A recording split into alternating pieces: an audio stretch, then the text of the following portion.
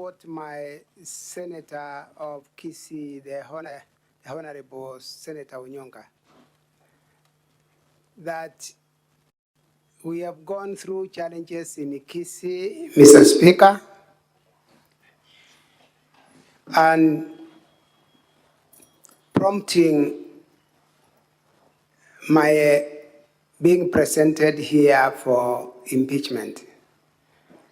Mr. Speaker, as the House makes a determination, I will repeat what I said earlier, that for the kind of scenery that this House was put through yesterday and today, as a person, I am embarrassed and utterly unhappy about the situation that we are in. Coming to the House, Mr. Speaker, to discuss issues of my own family. I'm not born alone, Mr. Speaker. I'm born among many brothers and my father is alive.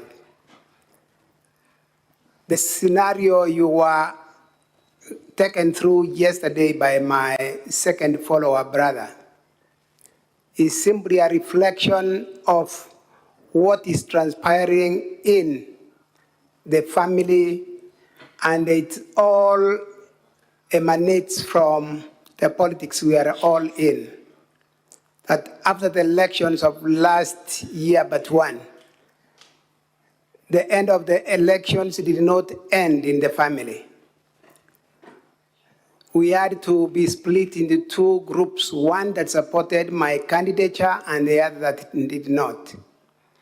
And so I've stood before you, Honorable Speaker, Honorable Senators, that what you've been taken through is only a reflection of what is happening back out there. What you have seen the family of Mr. Misati go through, and I want to make it clear here, Mr. Speaker, is associated with the same split in my family along political lines and the way we are divided.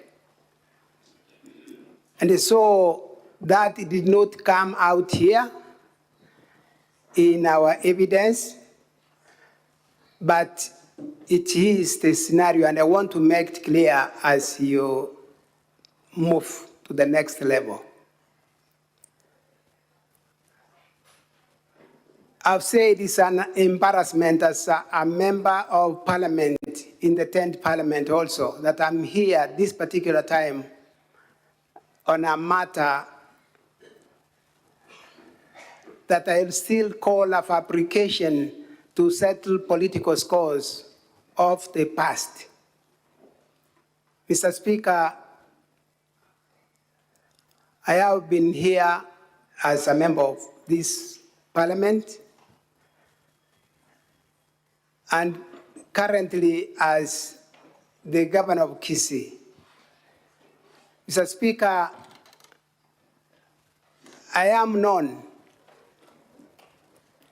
by many people of the Kisii County, Gusii, and the rest of the country that my character, my behavior will not be of the level that has been brought to this Senate. The effort that has been put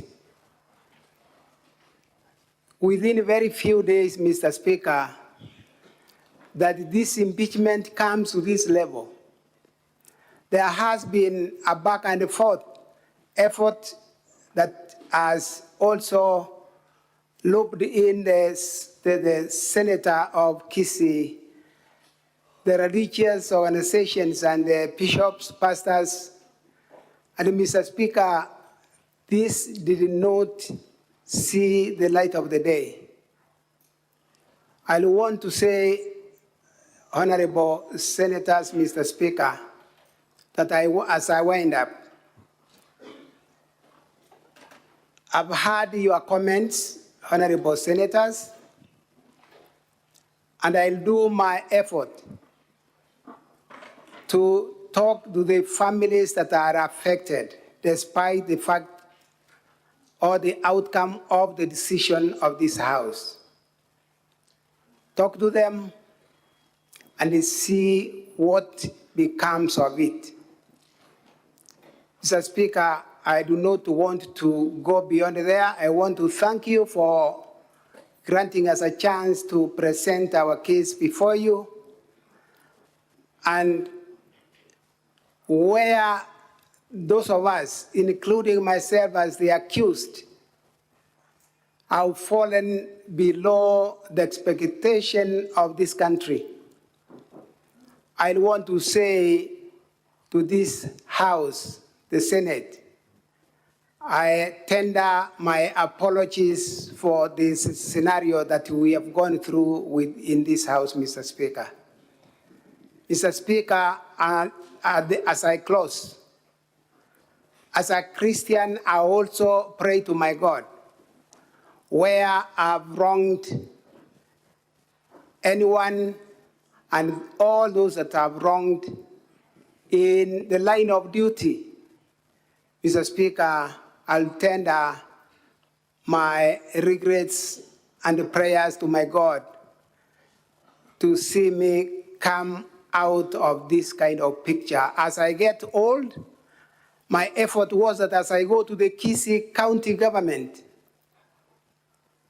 Mr. Speaker, I get to a level of service to the Kisii people where my legacy as we head to retirement from politics will leave me with a tag that will be above reproach. I want to leave it there, thanking you, Mr. Speaker, the Senate, honorable senators, and everyone who has been in this, without leaving behind the councils, team of councils who have stood with me and those who stood with the county government, county assembly of Kisii, and everyone who has given us support in this House, Mr. Speaker. I thank you.